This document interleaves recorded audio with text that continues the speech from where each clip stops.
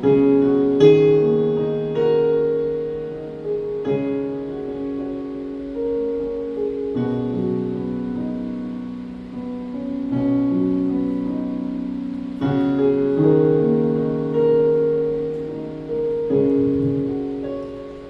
brothers and sisters, those who have come to the house of the Lord, or you have joined us online, so take some time to come close to the Lord. The Lord is waiting for us to get close to Him. You can take some time to give thanks to the Lord, or pray to Him, or talk to Him.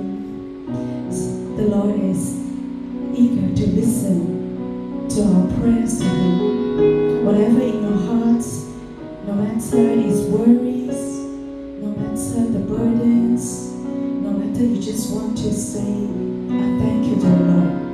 You just open your hearts and talk to Him.